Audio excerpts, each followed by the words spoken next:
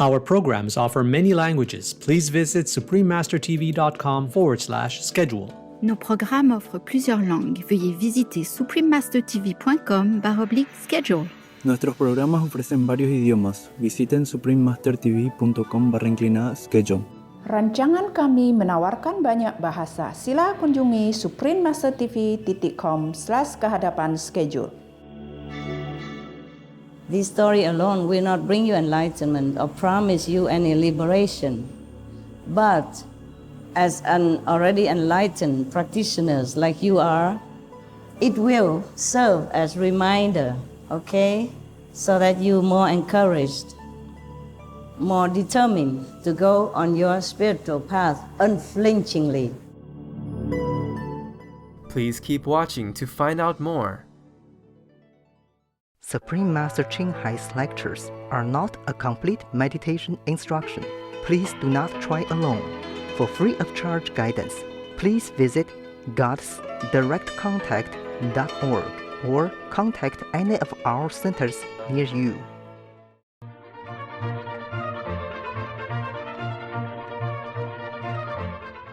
Today's episode will be presented in English with subtitles in Arabic, Aulaxese, also known as Vietnamese, Chinese, Czech, English, French, German, Hindi, Hungarian, Indonesian, Japanese, Korean, Malay, Mongolian, Persian, Polish, Portuguese, Punjabi, Russian, Spanish, Telugu, and Thai.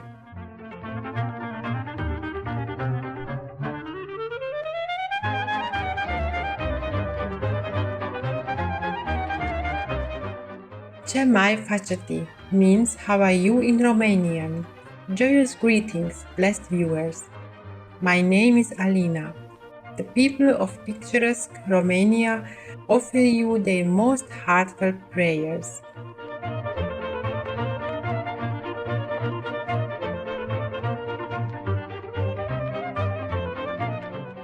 Romania is a fascinating country in the southeastern Europe, with remarkable people. It is blessed with a diversity of landscapes such as the Carpathian Mountains, wide plains in the south, the bigger Cascade Falls, and Europe's second largest underground glaciers.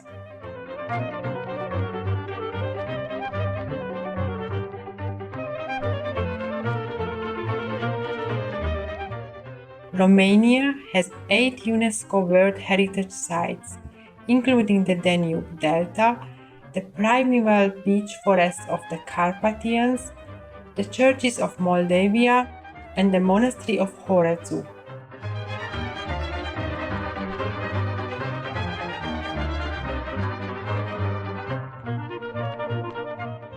The capital city Bucharest is the largest city and the center of the country's culture, industry, and finance.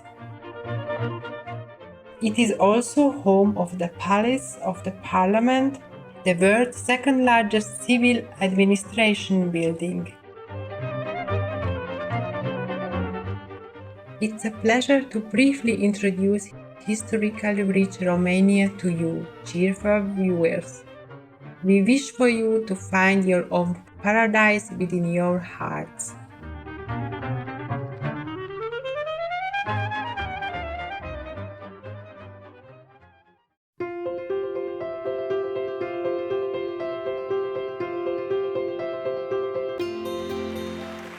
For over 3 decades, Supreme Master Ching Hai has illuminated our world with her divine teachings. A fully enlightened master, she imparts the Kuan Yin method of meditation to those desiring to immediately discover the God nature within and to achieve in one lifetime eternal liberation from the cycle of transmigration. The Kuan Yin method has been practiced by all enlightened masters, such as the worshipped Word-honored one Shakyamuni Buddha, the worshipped Son of God Jesus Christ, the venerated master and philosopher Confucius, the venerated Lord Krishna, the venerated master and philosopher Lao Tzu, the venerated Lord Mahavira, the beloved Prophet Muhammad, peace be upon him, the first Sikh Guru Sri Guru Nanak Dev Ji, and many more.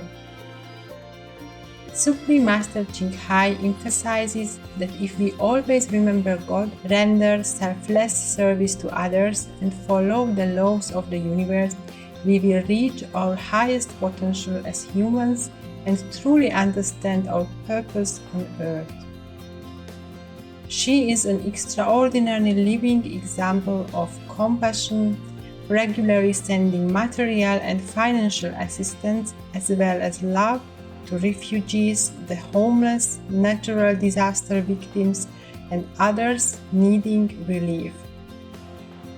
Supreme Master Ching Hai is deeply grateful to the beloved God for all the financial help, comfort, and support to the afflicted and needy, and or any good cause over the years, as a humble vessel for hers compassion and love toward his precious children.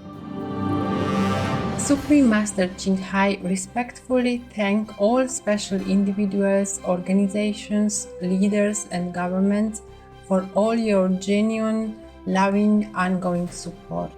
May heaven bless you forevermore. We, the Supreme Master Ching Hai International Association members, are also sincerely grateful for your expressive kindness, wishing you the best.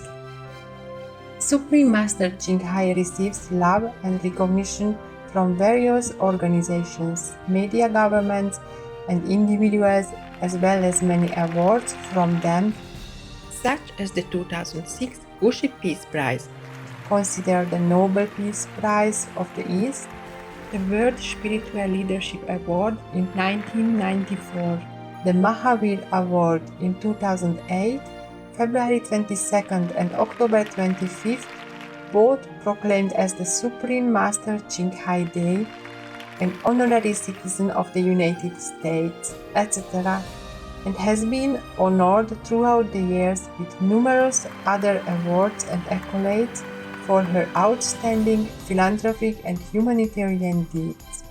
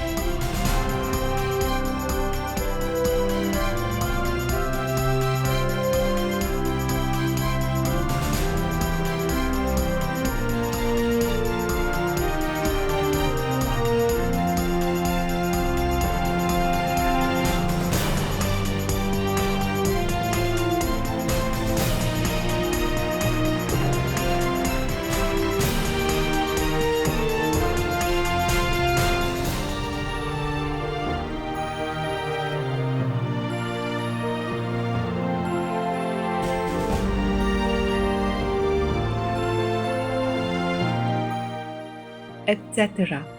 We apologize for not being able to show many other awards and honors for lack of space and time.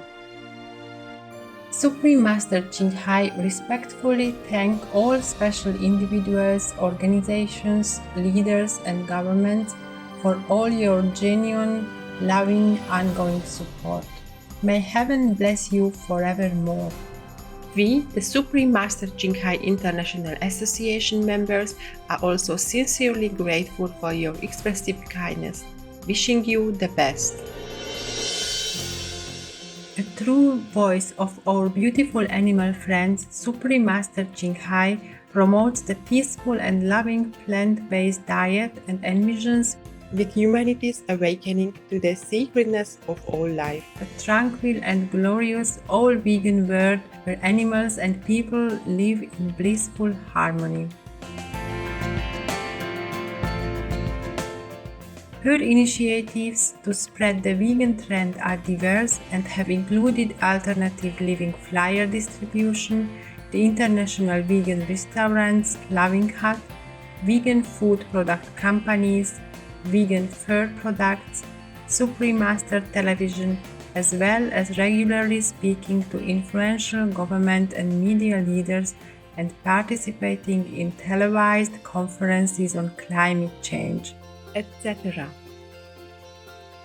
Whether we are aware of it or not, her efforts have had an enormous influence on global awareness of the animal-friendly lifestyle and how this benevolent way can bring lasting peace among nations while saving our planet from climate change and disasters. Over the years, Supreme Master Ching Hai has traveled worldwide, from the Americas to Africa, from Europe to Oceania, and held hundreds of discourses with the public and her disciples on a variety of spiritual topics. Today, we are blessed to present one of these insightful lectures entitled The Life of Lord Mahavira, The Applications and Rejection of the Divine Help, Part 2 of 4, on Between Master and Disciples, given in English on June 30th, 2019 at the New Land Ashram, Taiwan, also known as Formosa.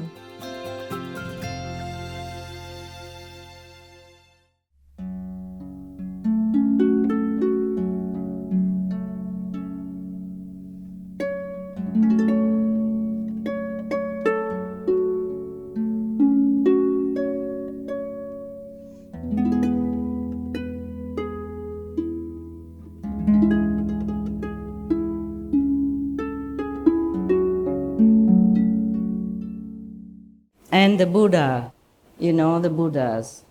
For example, Shakyamuni Buddha. You know his story, right?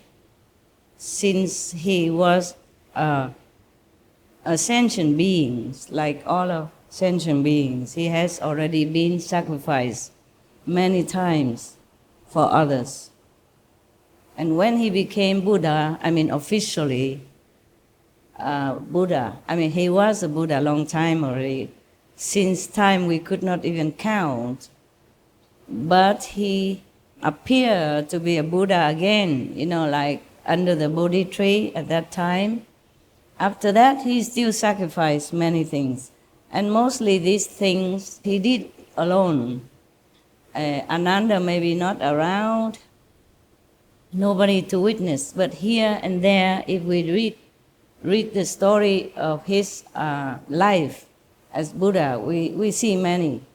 We see many sacrifices. Yeah, like one time he has no food. He has to eat the horse feed for 3 months. And Devadatta tried to assassinate him, but failed, still cut off one of his toes. You know this story, right? Yes. And several more incidents, but never mind. And even when he almost breathed his last, he told his monks not to eat certain mushroom because he knows it's some poison in there. So after he ate that, he died. Yeah, he has something wrong with the stomach. They just mentioned it briefly because the Buddha would not elaborate. So they did not really know how painful it was to eat poison and die from it. Milarepa also died of poison. Many saints die of poison, either voluntarily or being forced to. Like Socrates, I think he was also poisoned in prison, correct? If I remember well. After enlightenment, I thought I don't have to read anything anymore. So I forgot all this stuff. I'm not well practiced in reading anymore. Only after I have you, then I begin to read some more. But those things I read long time ago, I forgot. Because I was like you, searching for enlightenment, and I thought I could find them in books, in holy scriptures and sutras, or stories of saints and sages since the time began. But I could not find. Only now I read them for you, so that you can see some example of past saints. At this time he wasn't a saint yet, maybe not yet, not complete yet, but he already practiced selflessness, sacrifice, and endurance. So if we, in this life, we found life difficult or trying, hardship, then we should remember all these stories, at least to comfort us that we are not in the dire situation, not as bad and so much pain and suffering like Lord Mahavira or like the Buddha, Shakyamuni Buddha, and like other saints and sages. That's some story I have read to you. Okay, This story alone will not bring you enlightenment or promise you any liberation. But as an already enlightened practitioners like you are, it will serve as reminder, okay? So that you're more encouraged, more determined to go on your spiritual path unflinchingly. So we will continue now.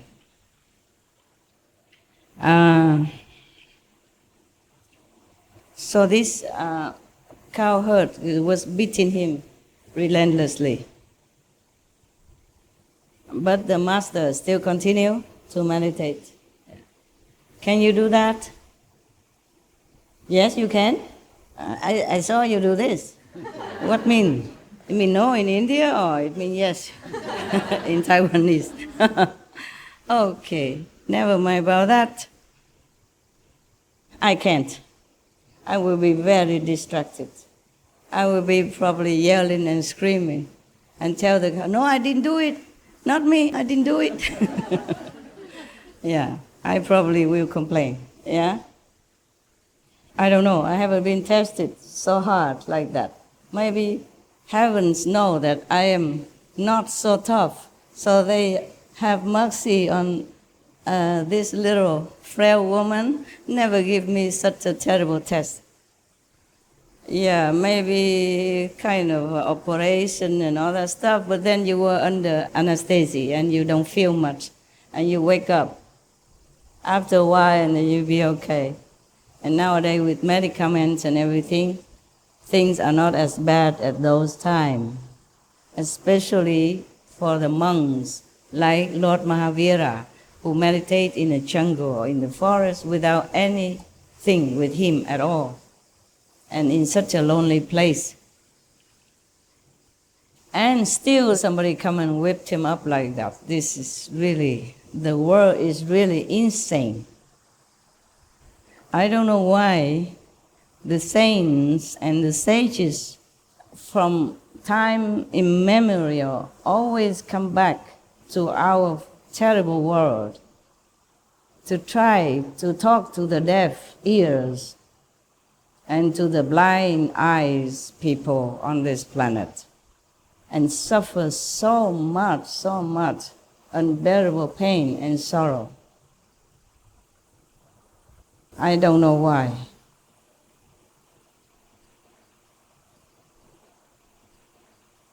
Remember my song, Talking to Stone Buddha?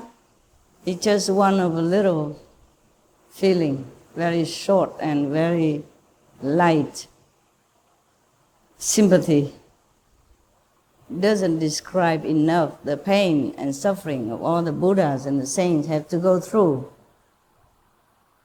in order to enlighten the dumb, deaf, and blind people of this world, the heartless beings of this world. The Buddha said that somehow we humans are to be feared even more than animals. I mean the ferocious animal. He said that the worst animals, they would just maybe kill you. Yeah, quick. They don't torture you. And they don't even, not just torture your body maybe, but even your mental, your emotion, your psyche, everything. Animals are not as cruel as humans. That's what the Buddha said. Maybe in Lotus Sutra or Surangama Sutra or maybe Lankavatara Sutra. And in Vietnam we have an idiom, a saying that if you rescue animals, they will repay your kindness. If you rescue humans, they will hate you. They will repay with trouble, pain, hatred. Actually, maybe it's true in some way, in some cases, in some cases.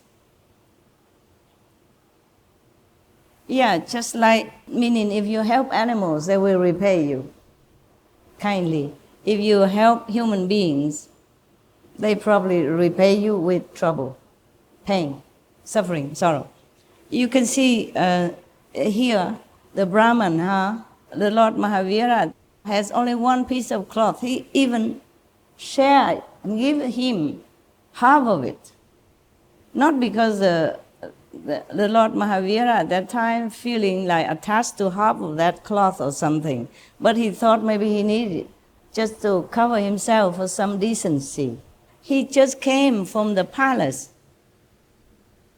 where ethic, decency, the code of decent dressing has been imparted to him since he was a little kid already. As a prince, you have to wear decently. You have to wear properly, befitting a royal member.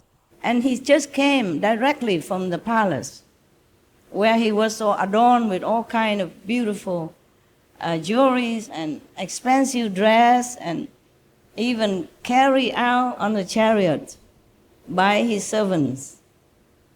And immediately now he has only one piece of cloth. So somehow in his mind is still lingering the thought that he needs to be decent. For what I understand is like that. Of course you would do the same, right? It's just the mind, the habit, and the tradition, the custom that you have been brought up with. And that is normal for any beings at all, even with the Buddhas. Especially at that time, he has not yet regained completely his status of wisdom, of a saint. Yeah, not yet. He just begun his journey to enlightenment.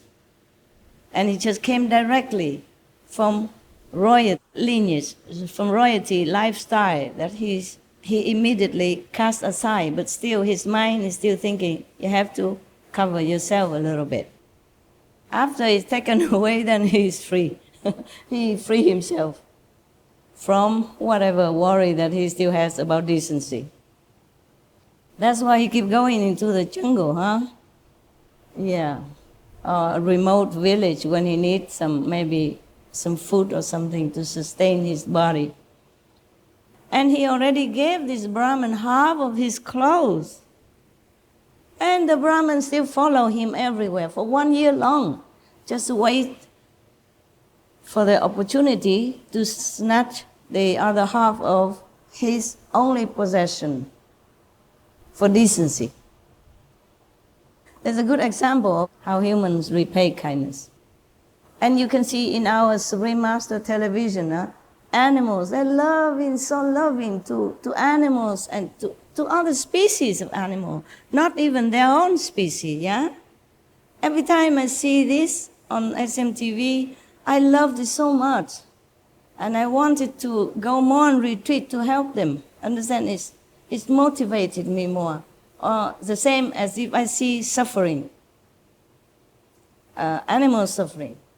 Humans, we can think of the way to lessen the suffering. We can have medicine, we can have neighbors to help us because we can speak. Or if we can write, we say, I'm in need of help, we can call people. But animals, they are helpless. And they have been tortured, killed, maimed, mistreated every day in our so-called civilization. This is not civilization. It's barbarous, I'm thinking. I'm not even thinking. I know it is. How can we, strong, intelligent, powerful,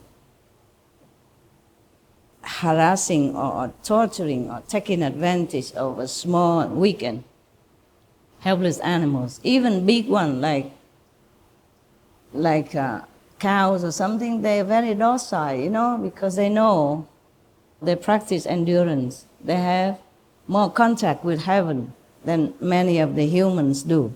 That's why they endure it. They could do something, but they chose not to. Most of the time they choose not to react or to revenge. But there is one, this is one of the instances that I remember in the circus somewhere. The mother elephant finally revenged and hurt many humans around just because I think they were harassing her baby, her little elephant, to train.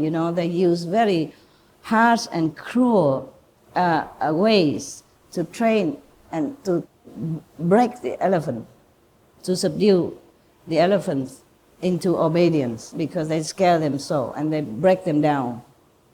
Very cruel practice. I saw that. It hurt and it bleeds and they whip them or cut them, all kind of things. And I don't know if I'm living with humans or I'm living with beasts sometimes. Some people make me think that I'm not living with humans, that I'm not living on earth, that I'm living in hell somewhere. Because even in humans' law, we only punish the bad ones, the criminals. The animals, they do nothing. They're no criminals. Why they have been subjected to such kind of, worse than nightmare, worse than imagination kind of treatment. And it's still going on nowadays on our so-called civilized planet. If I don't think about that, then I still can live. If I keep thinking about that, I just don't want to stay here anymore. I don't know if some humans or many humans are really worthy of any mercy or redemption. If I think about that, pardon my anger. I'm doing a lot more retreat nowadays whenever I can, okay? Be it 3 days, 2 days, 1 week, 5 days, 1 month, whatever I can, okay? So if you don't see me sometimes, please don't try to pull me out by praying this and that, and understand? Just let me do my job also, okay? My job is not only to teach you or entertain you, but my job is inside for other beings, okay? Not just this planet, other planet as well. You help me by meditating and wishing me success in my inner journey. And that's the best you can do. Got that? Okay? Originally, I left on Thursday. And I intended to stay until next Sunday. But I feel some pulling, so I came out. And I go back again, okay? I go back again today or tomorrow. Actually, heaven advised me to begin my retreat for 1 week, Monday, begin tomorrow, yeah? But I couldn't wait. I said, why not now? I have finished some of my urgent job already. I just go. And then they are right. I still have to come back here today and begin again Monday. But at least I have 3 more days extra before. You see? So it's okay. I didn't lose anything. I gained. Huh? Good. That's my calendar, you know, right? My famous calendar. When I read the sutra, I talk a lot more in between. You like it anyway, huh? Yes. Or you don't? Anybody don't like? Raise hand. Yeah, you like it. I know you do. Because if just to read this, anybody can, yeah? Just go on internet and you even could get it without having to buy or pay very little to read.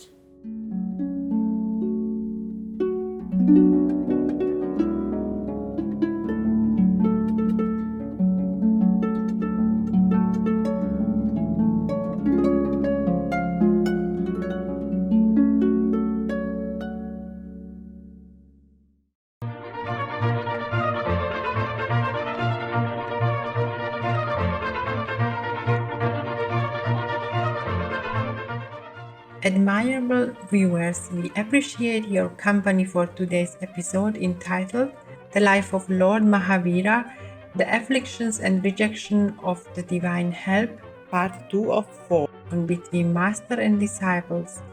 Coming up next is multi-part series on ancient predictions about our planet, Prophecy of the Golden Age, Part 81, St. Peter's cautionary letter about the Day of the Lord, right after noteworthy news. Please stay tuned to Supreme Master Television for more positive programming. May your noble life blossom with love, bringing beauty and goodness to our world. Our programs offer many languages. Please visit suprememastertv.com/schedule and suprememastertv.com/BMD.